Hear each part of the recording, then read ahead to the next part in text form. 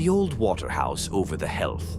There was an ancient crumbling waterhouse where the entire estate's water system was managed. Believe me, we thought it was a miracle how anything that old and manky could keep and pump out any water. But it did. It was made with bricks, with a black slate roof and iron doors. Although at the time of this incident it was just a shadow of its former self, and didn't have any doors. The windows were all smashed in by generations of kids throwing rocks and stones at them. It was there where my mama and her siblings were kids played over the heath, and they all told us it. Spooked them and their mates as it did us. It was a really hot day one summer in the school holidays. The older boys were at home for some reason, and all the younger cousins, me included, were being little brats, so the boys said they would take us all blackberry picking to keep us quiet. Mama agreed gratefully. The boys were really responsible and mature at 16, 17, and 18. They babysat for us younger kids all the time, so we all knew the rules of staying close to the boys and doing what they told us. And so, a half hour later, everyone had their fruit buckets, and we were off. There were 5 of us younger kids. We were all really excited as blackberry picking was a great family favorite activity, and our Gran's blackberry pies were the best. Gran's house led directly onto the back of the heath. There was a fence with a gap at the end. One of my older cousins passed me through to the other, then lifted my tiny wheelchair over the fence. The other kids were through in seconds, and we were away again. On our way to our destination, the older boys told us spooky stories, as they always did, half because they liked scaring us, and a half because we all used to beg them to. There was nothing more terrifying than a story from my cousins H or B. They were masters and so believable. We loved it. We all stopped talking when we came to the Waterhouse. Nobody ever dared to speak around or near the Waterhouse, not even the older boys. For something so mundane, it always looked, and still does, so eerie. There was a second fence to get through before we reached our beloved blackberry field, but this time, as we squeezed through the gap of the fence, we were all more somber as we remembered the old wives' tale urban legend that we all knew about the Waterhouse. The story goes, once in the early 1960s, there was a gang of bank robbers. They were local to the area and were really nasty pieces of work.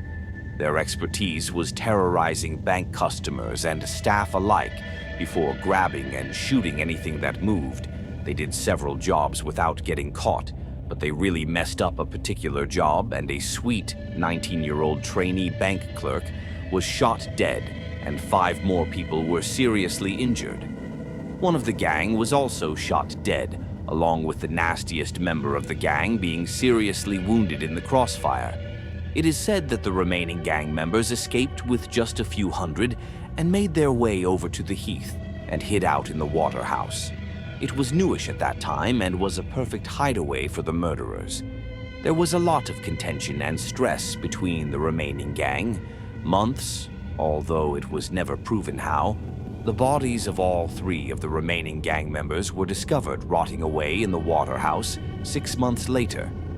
A few years after the weird stuff and creepy noises started occurring near and around the Waterhouse, mysterious, hairy figures were glimpsed moving stealthily amongst the pipes and wires. A dank, moldy, rotten smell like aging river weeds was always smelt around the area of the Waterhouse, and eerie wails and menacing murmurs could be heard day and night. In the late 70s, there was a spate of mysterious deaths of homeless people who would shelter over the heath, not too far from the Waterhouse.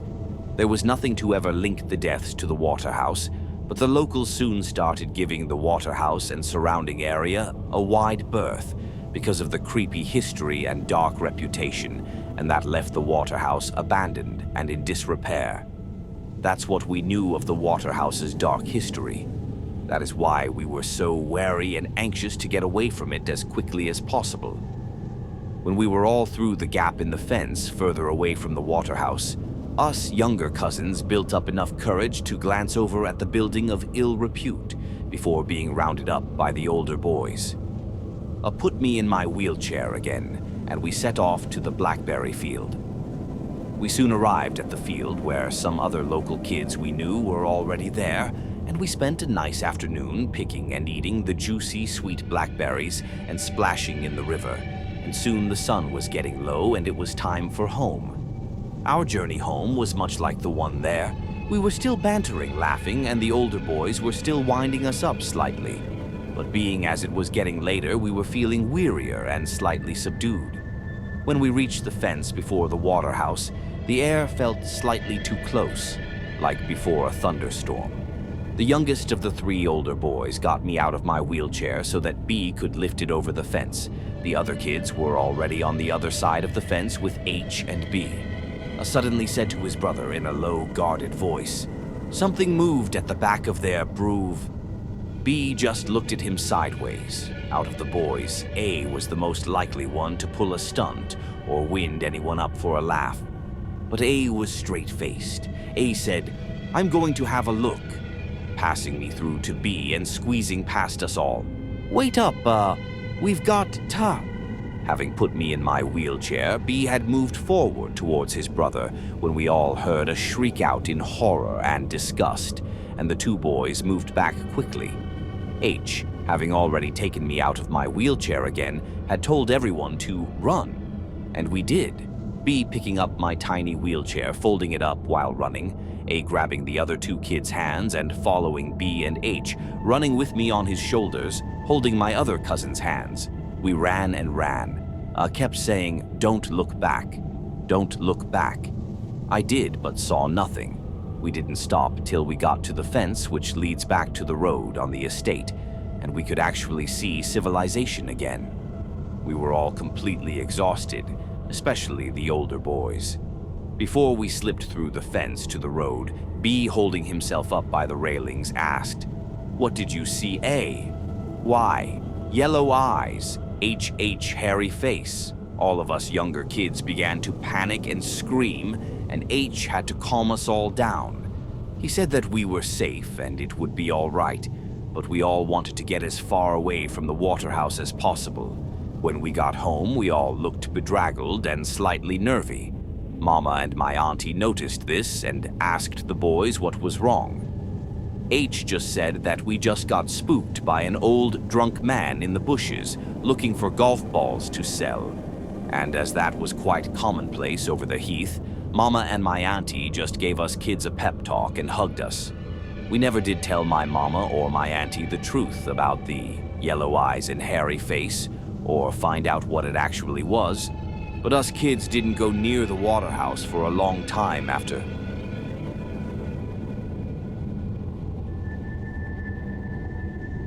I was around 12 when I went on vacation to my grandparents' house. My cousins and family lived in the same block, so we would stay until late in the night, playing tips and telling scary stories.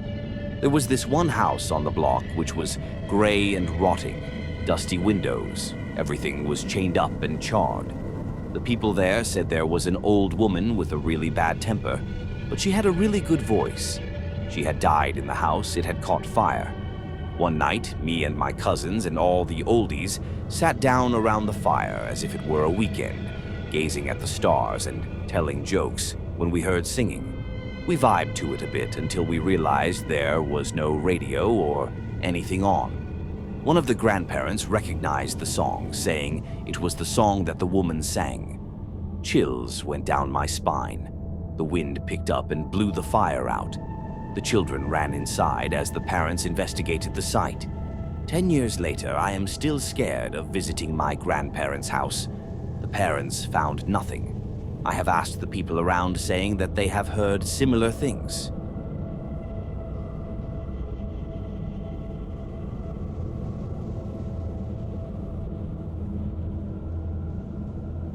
When I was 9 years old, me and my family moved to another country. We settled in a pretty old apartment that we were renting. It had a lot of old furniture and was pretty worn out, but we didn't have a choice at the time. One day, me and my siblings decided to look through the drawers. There was a bunch of old stuff that people who lived there before have left, like candles and etc. That's when we found an old drawer full of dirty vintage plushies, My mom wouldn't allow us to touch them as we never knew what happened to them. Then suddenly I caught a glimpse of a weird plush doll.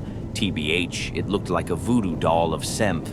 One eye was a pin and the other one was smaller than the other, and had a cross, ugly, weary dress and arms of different sizes. As we were creeped out, we started to joke around about it, laughing at the way it looks. We have already put it back with the others by the time Mum called us. We pretty much forgot about it and spent our day like normal. I remember randomly waking up around 6 to go to the bathroom. Once I was done, I was just going back to my room when I saw that doll in my parents' room. It was on the table right near the door, so it was seen from the hallway. I got super scared and confused on why it was there, but decided to ask the others once they wake up, putting the doll back. During breakfast, I told the story to my family, thinking it was one of them who took it. All of them denied it. My parents wouldn't take it as they were disgusted by it, so I started to ask my little siblings, but they were swearing it wasn't them. They were around 4 at that time, and I was pretty sure they couldn't do it. My mum stays up late and would see them if they would wake up. Plus, I woke up pretty early, not giving them the chance to. After all, they were small and would never go through the long hallway at night just to place a creepy doll in the parents' room, knowing damn well they will get mad. We decided to throw it away the same day, just like the other toys. Never seen it after and never wanting to.